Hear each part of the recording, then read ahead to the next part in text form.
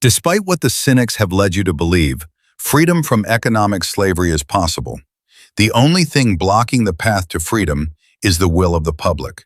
It is the psychology of hopelessness that keeps us caged. Our own convictions about the actual tools to escape. Despair and frustration over the historical realities of our political and economic betrayal disempower resistance. But just because money has captured our current political system, it doesn't overrule the authority of democracy to determine the public good. The disintegration of shared social beliefs and moral culture is intentional and has been skillfully used to divide us and distract us from our common needs. But all Canadians, native or immigrant, liberal or conservative, employed or unemployed, religious or atheist, wealthy or poor, want to live well and make choices for themselves without government interference. This should be the bedrock of society and the pavement on the path to freedom. The first step, and probably the most difficult, is the internal cognitive adjustment that individuals have to make. They have to give up their pessimism and protective isolation from radically new ideas. They have to reassess their own definition of reality and seriously question if the path that society is currently on is realistic. If pure evil is now controlling the political, economic, and environmental destiny of humankind, is it realistic to let it destroy billions of people and the natural operating systems of life itself?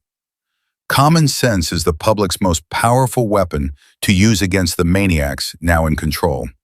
It's the weapon they fear the most, and it is why they are trying to disable it through aerosol spraying, mRNA poisoning, and cellular network radiation. If we allow them to continue to lead us down the path of human destruction and war, we will surely perish. That has to be the ultimate in unrealistic. The only social tool that is powerful enough to overcome their influence is true democracy. Yes, it's only been theoretical up to now, but if we use organized properly, we can expel the corruption that now controls it. But people have to genuinely believe that it is possible, that it is urgent, that it is realistic, and then get involved personally to make it happen. Word-of-mouth media is the most powerful communication tool in society. The government is trying desperately to censor and criminalize free speech, thought, and action in a chilling Orwellian fashion. But we still have enough time to start a genuine, peaceful political revolution. If a majority of people are willing to let go of the idea that the game is too rigged to do anything about it, and are willing to roll up their sleeves and help a new party win a strong majority government in the next election, then we will have a means to defeat the current agenda, disassemble the bureaucracy, and redefine the role of government and the purpose of life.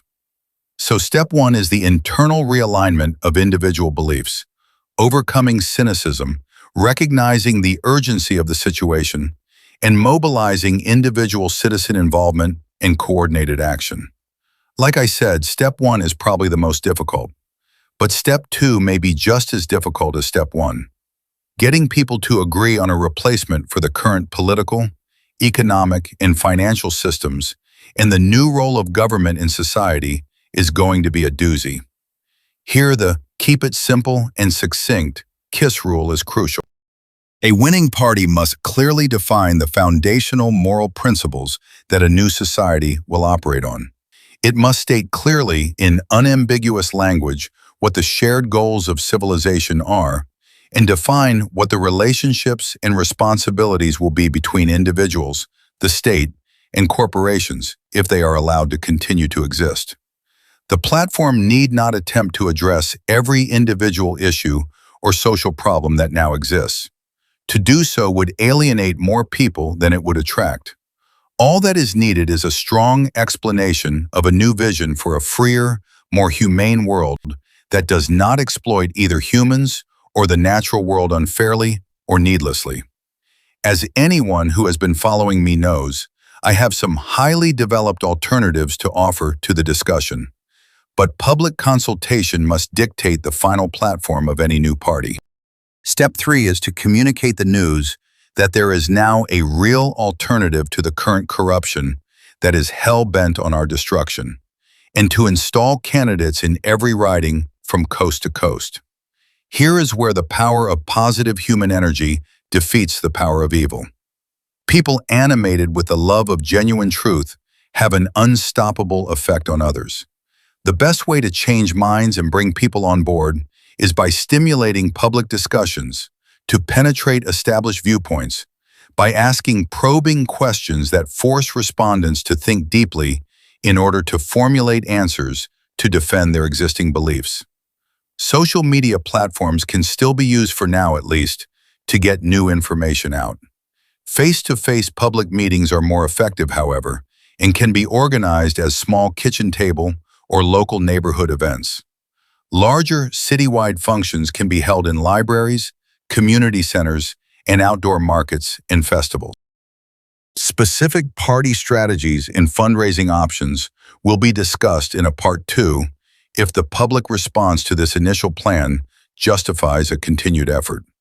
If most people find this first part to be a pipe dream or utopian fantasy, then it won't proceed. If this introduction goes viral, however, I will follow up with a Part 2. Thanks for watching. Please discuss this revolution with your friends and send feedback.